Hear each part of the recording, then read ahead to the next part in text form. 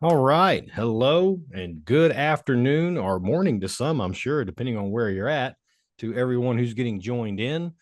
We went ahead and started a little bit early here, a couple seconds, just to make sure everybody actually had a chance to hit that join link and get into the call. There is sometimes a delay with Zoom. So we want to make sure everyone has an opportunity to get into the call. So before we get started, let me just first say to everybody, thank you for taking time to spend time with us today. That's the most precious commodity we've got, and we know you've got conversations to have, you've got customers to take care of, things to do. So we appreciate you taking what little bit of time you do have and spending some of it with us today to go over this conversation around oil filter housing kits.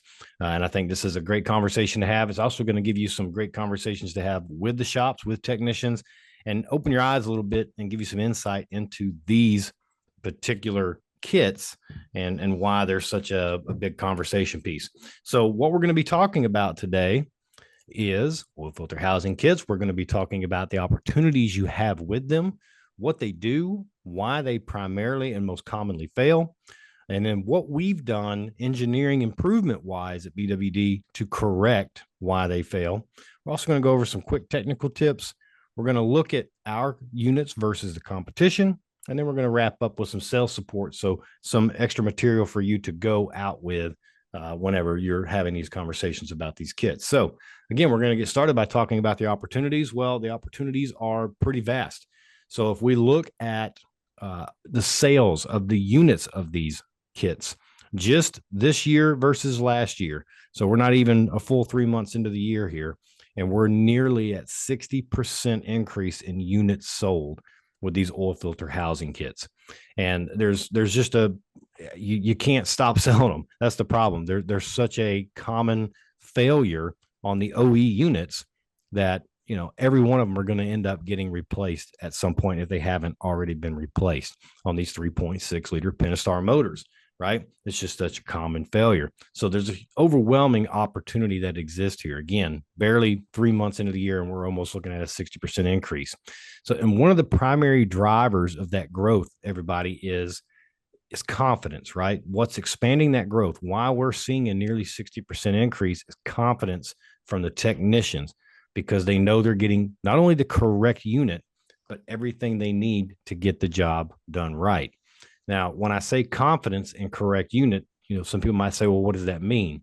Well, there is a difference in some of these units. And what has been in the past available to technicians are universal options outside of OE, and those have presented a lot of problems to them. So when I say a lot of confidence in the correct unit, what I mean is we have 6 different part numbers for this oil filter housing kit.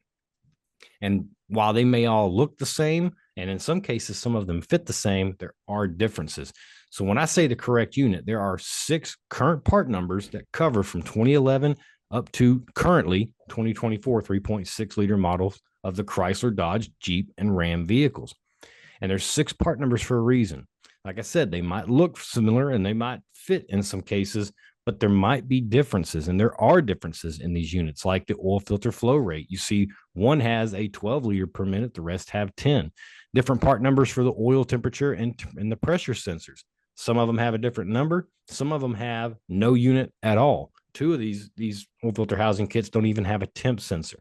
So when the technician opens the box and sees that not only is it the full kit, everything they need to correctly do the job, but the correct style, that technician now has a lot more confidence installing that oil filter housing, as opposed to the fear of what can happen when installing a universal design. Like I said, again, that so many are found in the market today, and they cause a lot of problems. So there's a lot of confidence behind these units. And there has to be, because they do more than just filter the oil, right? They also cool it. That's the whole point. We know that they filter the oil. There's the oil filter in there, but there's also passages in these oil filter housing kits for the coolant to bypass through. That's actually actively cooling that oil through that actual cooler on top of the housing. So what technicians don't want to do is they don't want to do this job twice, and they don't want it to fail, because we could end up with cross contamination. And the reason for that is those passages for both the oil and the coolant are very close together. And if we have Any deviation, any type of leak or crack or swell, we're going to have cross contamination. And that's what we saw a lot with the universal designs as well as with the OE designs. And that's very scary for the technician because they don't want to do this job twice. They also don't want to come back from a cross contamination of oil and coolant. So we have to be very careful about that. And we're going to talk about some of that here in just a second. But we got to remember these also cool. Now, this particular type of unit, the one we're talking about today for the 3.6 liter Pentastars, is a little bit different than some of the other ones. Some of them are front mounted and they're just air cooled. Some of them are front mounted and air cooled and cooled by the coolant. And some of them are like this unit where they are tucked away where there is no airflow to keep them cool. So it's all about the coolant getting the job done right. And to do that, we have to have the right type of housing and the right type of material that the housing is made out of. So it's important that any replacement unit we use matches the heat dissipating characteristics of the original design. We don't want to change the material because it's designed specifically to dissipate heat in a certain way. So again, they don't just filter the oil, they also cool it. So why do we need to cool the oil? Well, it's because there's a sweet spot. And that sweet spot is between 180 and 220 degrees Fahrenheit. And that temperature is very specific across all makes, across all models. Engineering has decided over the last, 8-9 decades that oil degrades optimally between 180 and 220 degrees. They also found that engines last longest and work most efficiently when the oil is at between 180 and 220 degrees. So when you look at your intervals for your service intervals on your vehicle, and it says you need to change the oil on this particular engine every 5,000 miles.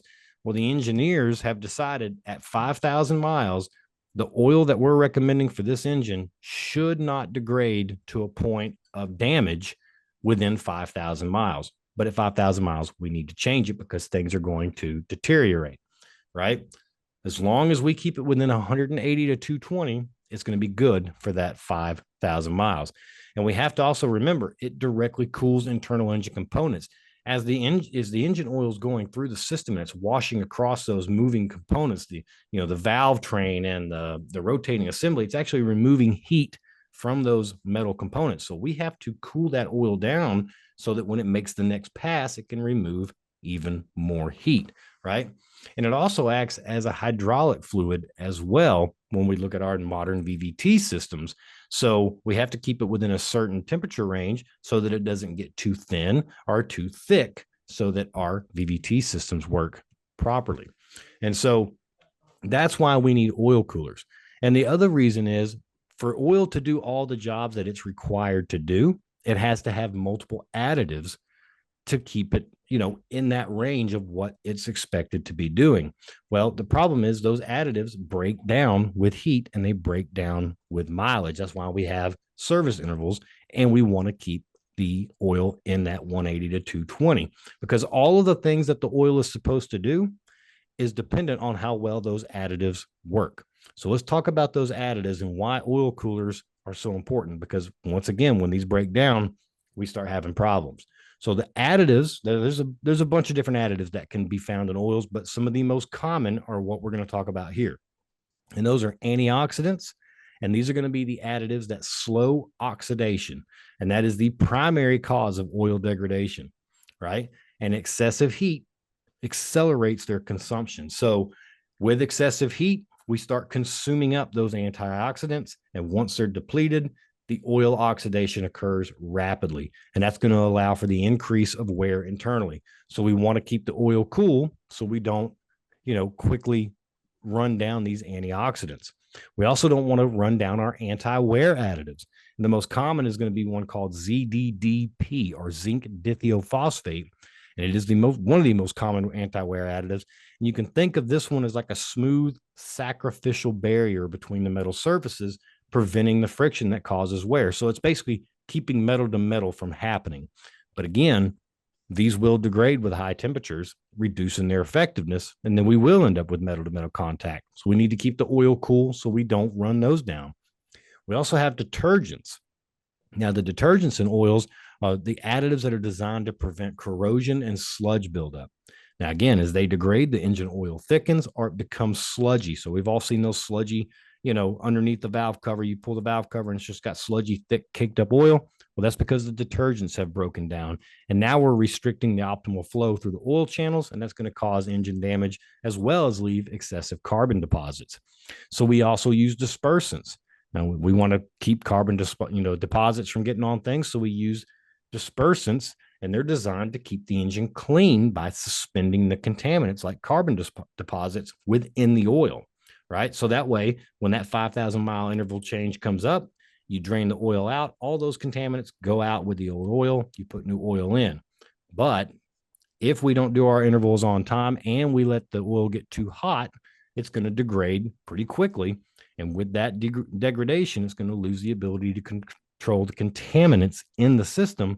And that's going to leave them stuck to the engine in the form of deposits. And that's where we get a lot of huge issues. So we don't want those to run down either. And then we have viscosity modifiers. And remember, viscosity modifiers are simple. This just allows for multi-grade oils. But we have to have those viscosity modifiers because, remember, it's going to act as a hydraulic fluid in modern systems with VVT, right? And we also have different temperature ranges. So the viscosity modifiers are what allow us to have a 1030 or a 530 or a 016 as opposed to a straight 30 weight, right? And that's going to give us protection across climate and temperature ranges. But again, with high heat, the polymers of those viscosity index modifiers can break down, and that can lead to the oil thinning out, reducing its performance and maintaining viscosity across all the temperature ranges. So we have to make sure those don't break down either. And one last one that I don't have on here, but I think is important to bring up is anti-foaming agents. And those are there to reduce the oil and air surface tension, essentially making sure that the oil doesn't become foamy. It keeps it from getting foamy, right? Because if it gets foamy, it reduces its pressure. And again, drastically reduces its ability to do its job. So again, we need oil coolers to make sure all of our additives are working properly and we're keeping that oil in that 180 to 220 range. Because again, we need the right pressure, we need the right viscosity. And it's not just about engine protection anymore. It's also about other critical systems that depend on the oil, like VVT. So remember, with most modern VVT systems, we have the solenoids that are being commanded by the PCM that will either advance or retard the timing through supplying or draining oil through that solenoid to, command that phaser on the system. Well, you got to remember, if you look at the screen there, you see there's 3 little screens on that solenoid, on that particular one on the page there. Those screens are so thin and so fine, and the holes are so tiny for those that if the oil can't get through, it's just going to plug them up. So if we have detergents or dispersants breaking down, well, now we have contamination or sludgy oil trying to go through a VVT solenoid. It's not going to happen. It's actually going to take the VVT solenoid out with it, right? So we have to have the engine cool, and we have to make sure that all of our additives are working properly so that systems like VVT are not wildly affected by the oil, other than the oil doing the job that it's supposed to do. And it's no surprise here. You can see that on the right-hand side, the VV1252 is also for the same engine as this oil filter housing kit. So we've seen on this particular system, on this particular engine, a 3.6 liter, so many common issues that are related to this oil filter housing kit. And it's given us a lot of opportunities for not only sales in the kit, but in VVT components as well. So that's why we need oil coolers. That's how they work, and that's why we need them. So let's talk about how they fail, but more importantly, starting out, how they do not fail. So the myth on this particular oil filter housing is that it warps, and that's what causes them to leak. And my understanding, and the best I can figure, is the reason they think that they warp is because they leak from just about every corner. You can get a leak from the front, from the back, from the bottom, from the top. You can get a leak from just about any point on this housing. So it makes sense that they would think, well, it must be getting hot and warping left to right, and that's why it's constantly leaking in different places. Well, that just simply wasn't true.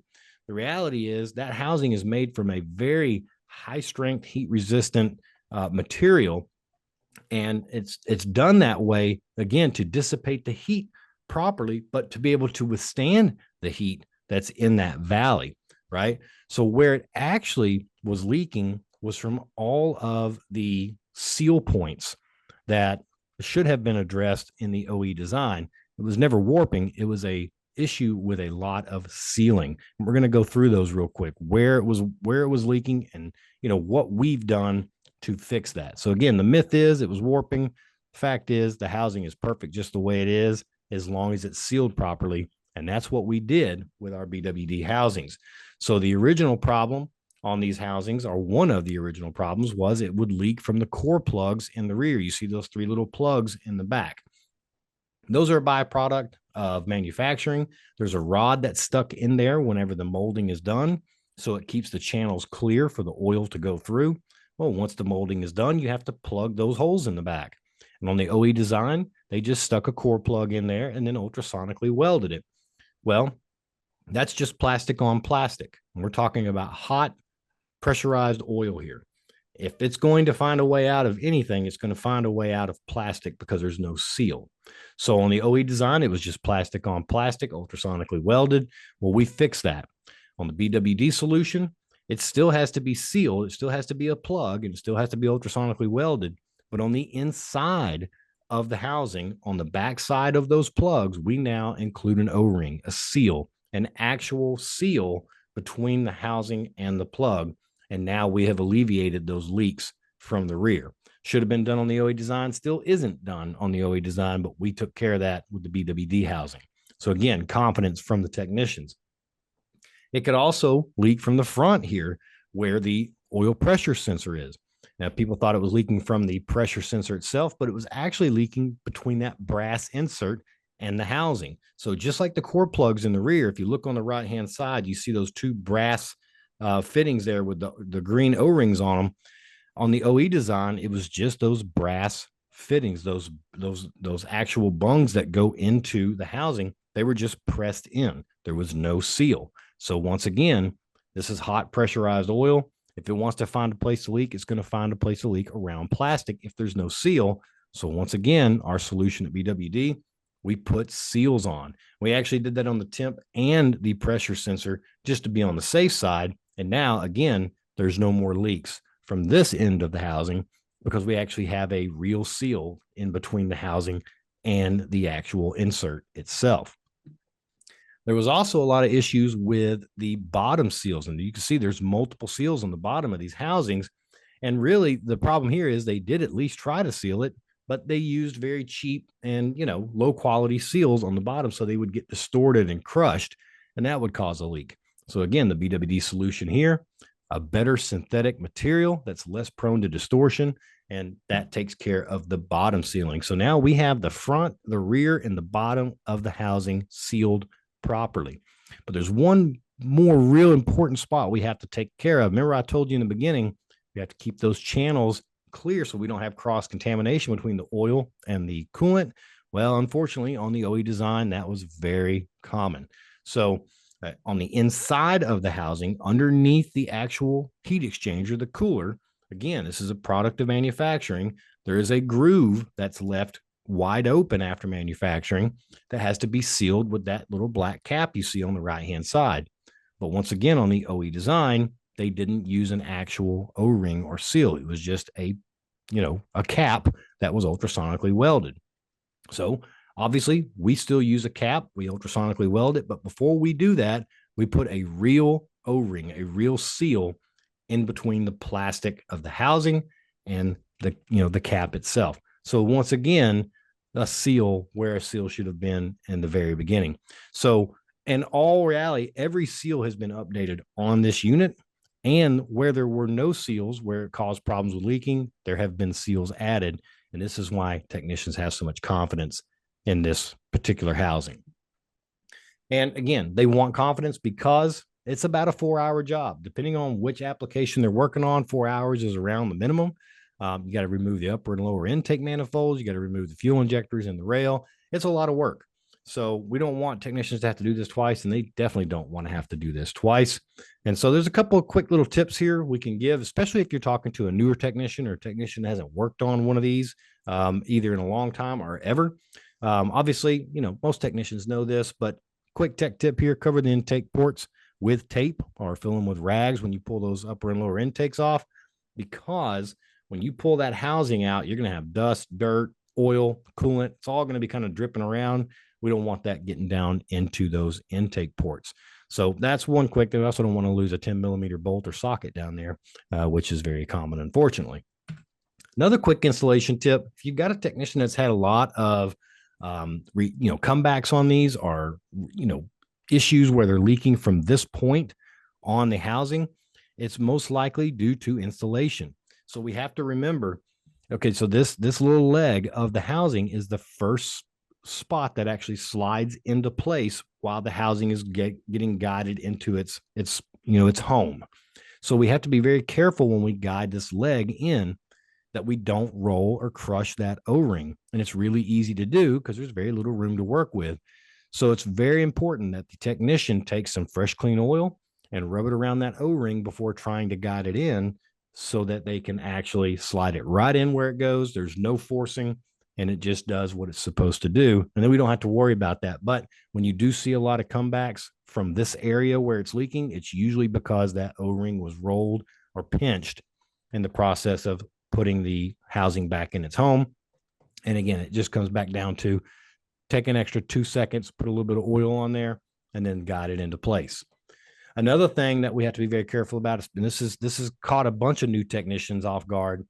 When you go to pull one of those housings out, the valley that it sits in can hold anywhere between 1 to 2 quarts of oil, depending on the application. And so when these do fail and they leak, they fill that valley up with oil. And if the technician doesn't suck all of that oil out, because there is a level where if they get it down to enough, they can put the new housing in, right? But if they leave oil in there, and the customer drives off, and then they either have a hard stop or a hard, acceleration event before they get home, they pull in the driveway. The next day they got oil in the driveway again. They think that the repair wasn't done properly. Well, reality is the repair was done just fine. There was just still oil in the valley. And that hard stop or hard acceleration event made the oil sling across the back and slide down, and it landed on the driveway. And so now you got a technician that has to tear it all apart again to figure out where it's leaking, only to find out it never was. He did the repair right, just didn't clean out the valley like they were supposed to. So that's another quick tip. Make sure you clean that valley out. And one of my last tips before I pass it off here is be very careful about that cap. So one of the more, I say more, another common issue with those housings was on the neck where the cap is. There would get, people would crack the housing on the neck, and they were thinking that it was because of heat and because of that warping. Well, what it really was is that cap. That cap is only 18 foot-pounds. That's the torque spec on that. So really hand tight, right? It's just like an oil filter. Once you get an oil filter tight, you leave it alone. It's the same thing with this cap. Well, people were over torquing this cap, and then the next technician that had to go do an oil change had to use a breaker bar to get the cap off, and that put stress on the neck of the housing, and that's what was causing the crack. So make sure they know, just, lightly lubricate the O-ring on the cap, just like you do that leg, tighten it up, and when it's tight, it's tight. You don't have to, go get a breaker bar out to put this cap on, because that will end up causing problems later on down the road. And then the last thing I've got before I pass it off here is, don't forget related part sales and opportunities when it comes to these housings, right? Obviously, if we're doing a oil filter housing kit, we're going to need engine oil because we've drained the oil. We're going to lose coolant, so we're going to need some coolant. Hopefully, they're getting the entire housing from you, but if not, we got to make sure we get them a oil filter as well. Fortunately, with our housing kits, it comes with the oil filter, and not only that, but the correct filter. So, and then also while we're in there, recommended spark plugs, ignition coils, coolant hoses. We're already down that far. It's probably already got over 100,000 miles on it.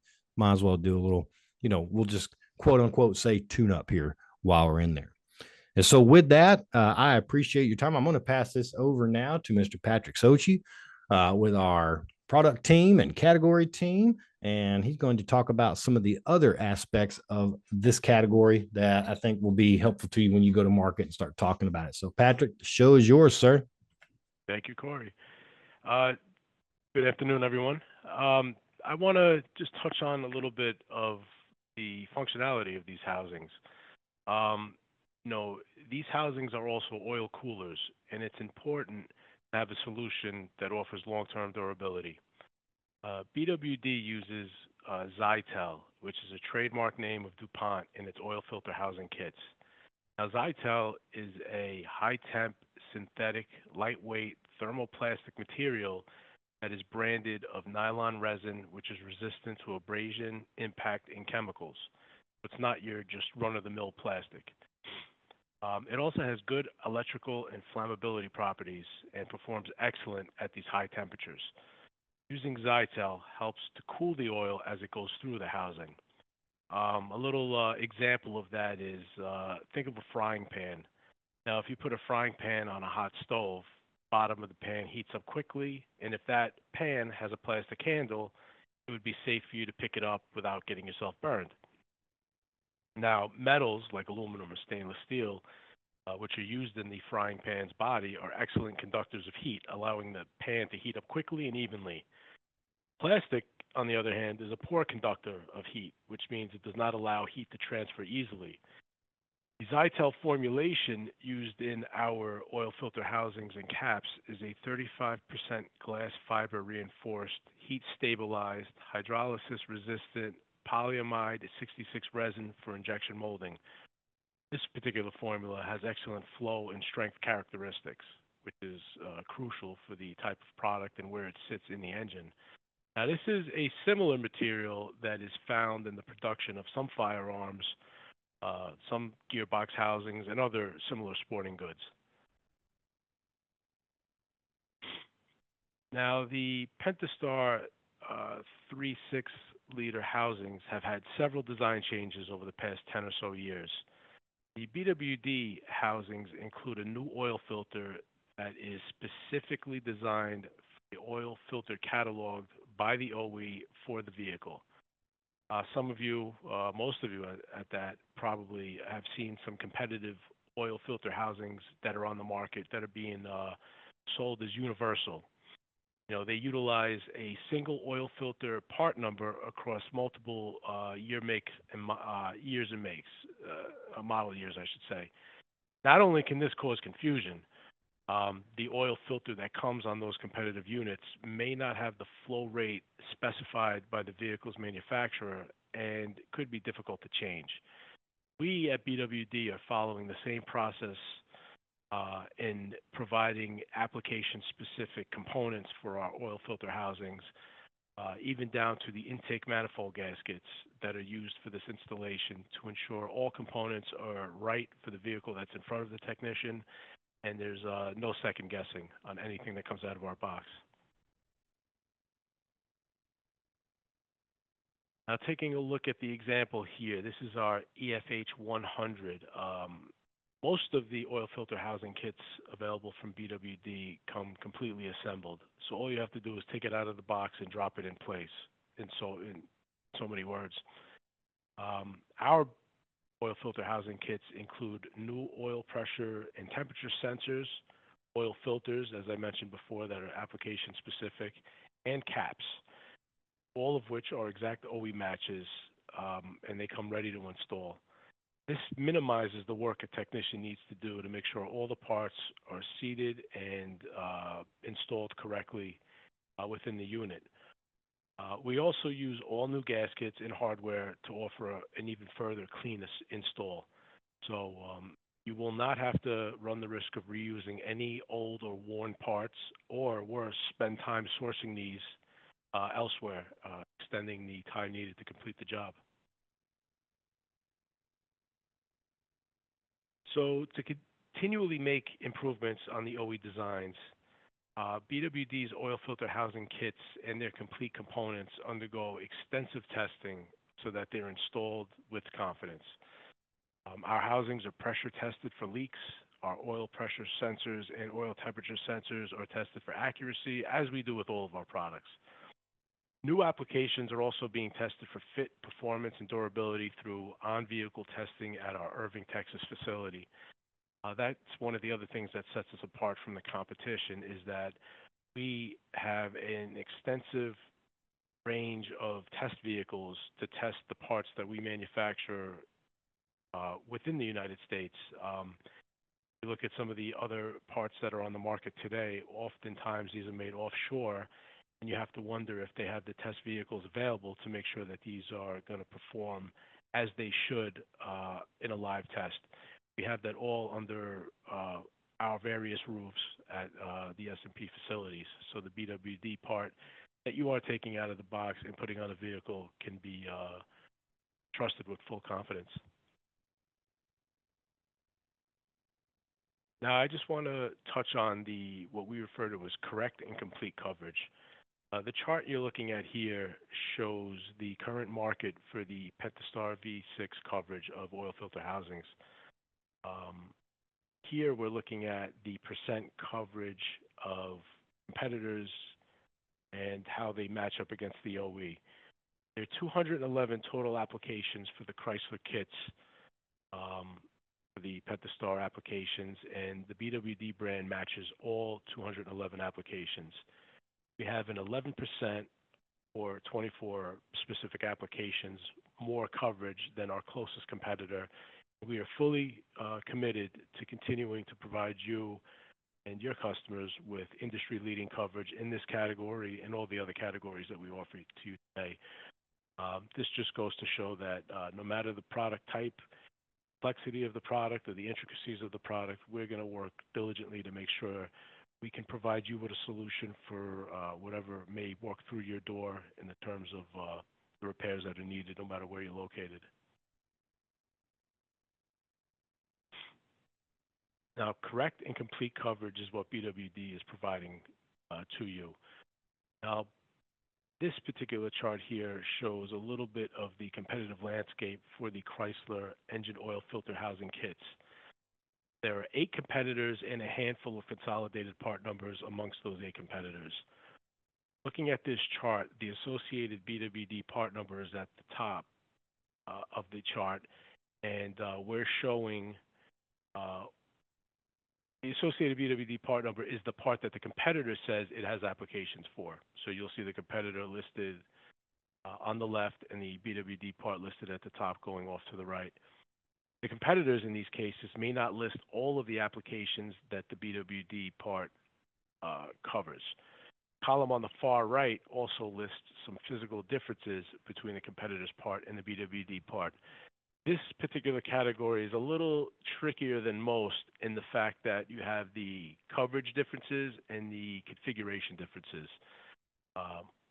Oftentimes, you're going to see that the competitors are not offering intake gaskets, which are crucial for the correct install of this particular part. Some of these competitors need sensors and switches to be installed on the unit. Some of them do not come with the sensors and switches that are needed to be installed. And as we said earlier in the presentation, some of them are using one type of oil filter across multiple applications, which could lead to other flow rate issues, as we've identified earlier. So BWD, certainly, we want you to walk away from this presentation knowing that BWD has their finger on the pulse of the technology as well as the competitive environment for this category. We feel that the complete program that we've put together for our customers takes all the guesswork out of what needs to be done to service that customer and get them back on the road as quick as possible. Now, oil filter housings are one of the fastest growing categories in the aftermarket today. This newer style housing design has replaced the previous spin-on filters, which results in improved filtration and lessening the environmental impact of the disposable metal oil filters. As this category continues to grow, it's recommended that distributors and parts stores carve out additional shelf space to meet the increased demands of technicians. The Chrysler part numbers are flying off the shelf. They've quickly become some of our top sellers across the organization and truly are deserving of shelf space and keeping the part closer to the repair that is going to be out there. Now, this particular slide that we have up here shows 4 of our more popular part numbers that are also available through BWD. This also shows the OE that they fit in the VIO for each of these parts. You'll have the various different styles of the oil filter housings or the oil coolers. So again, the Chrysler applications are the hot movers of the category, but we still want to make sure we offer a complete program where we can service the hundreds of thousands and upwards of millions of VIO that exist out there for other styles and other designs of oil filter housings or oil coolers. So rest assured that partnering with BWD will get you the solution you need, customers that do walk through your door. And with that, I will be passing it off to Aaron Schaefer. Awesome. Yeah, thank you very much, Pat. And yeah, great job. Great job, Corey. I'm just going to close it out and present a couple different printed pieces that we have available to you. This first one it's part of a larger industry initiative called Check the Part, and it's aimed at reducing fraudulent warranties. Primarily at the counter level, but it's an issue that multiple manufacturers have dealt with in various categories over the years. The reason we were compelled to create this piece specifically was, well, two things were happening. One, obviously, a lot of OE units were failing, and it's a pretty expensive part. So, too many people were purchasing the BWD part, putting the OE one back in the box, taping it up, returning it, and getting full credit. That was certainly part of it. The other issue that we started to see as we were going through some warranty bins is a lot of low cost Asian units, a lot of made in China parts that people had put on a vehicle for a short amount of time and it failed. So they were replacing it with one of ours. So this is a handy guide that we've created to make it easy to identify if it's our part, and the date code. The date code's on there as well, so somebody could quickly reference that too.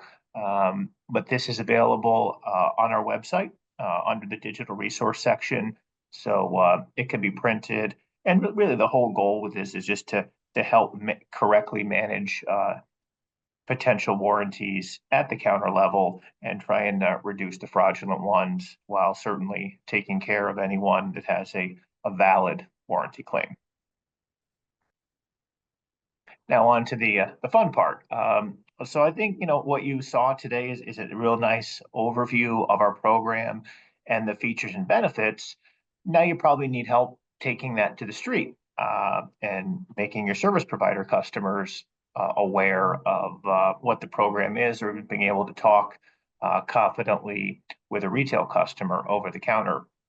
So there's a number of things we've done to support the category, including printed materials. So we have a new part spotlight that has the latest parts, the up and coming parts, as well as a 6-page brochure that really details the entire product line and explains in detail some of the engineering improvements. We also have just a single sheet, two-sided flyer available to support the program as well. On the YouTube channel, we have a couple new oil filter housing videos that are available that do a real nice job of covering what Corey did in just about 4 minutes. So there's a lot that we have created to help you take this to the street. And then in closing, how we can kind of, simplify this thing. You learned about the design improvements, the fact that they're completely assembled with the sensors already installed, torqued in correctly. And I think Corey did a nice job of explaining why it's so important to keep the oil operating at the design temperatures in that design range, and what we do to make sure that happens. And then, we do have coverage beyond the Pentastar stuff as well. Obviously, that's a pretty big seller for us, but they are on other vehicles. And they don't fail as often, but certainly they do fail, and that's why we have them in the line as well. But really, just to sum up the whole product line and the offering with our housings, is they're complete and they're correct. They come from the factory, completely assembled, and they're correct in the sense that Our team has done due diligence with the right research and making sure that we build the correct unit and catalog the correct unit for that particular year, make, model, and that we're not out there trying to cut corners or save time and have a one size fits all approach. So that's really it in a nutshell. So we'll if you have any questions, feel free to type them in, and we'll do our best to address it. Yeah, and Aaron, I was just double checking to make sure we didn't have anything, but I think we have had so many conversations about these oil filter housings. We know exactly what information needs to be sent out now at this point, right? So I hope so. But I do like the way you wrap this up, which is complete and correct. I think that's the best way to wrap it up, Aaron.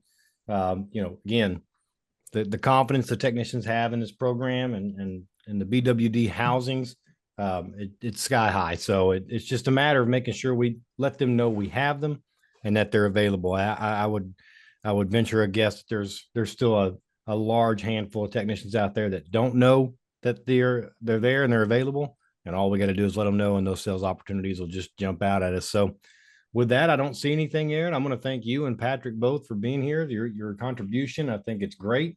And I think this is going to give everybody a lot of new material to go out and have conversations around. So everyone, thank you for being here. Thank you for taking time with us. And hopefully we'll see you in another call soon around another category that we can go out and get some opportunity with. So thank you, everyone. Have a good rest of your week. We'll see you next time, Aaron. Thank you.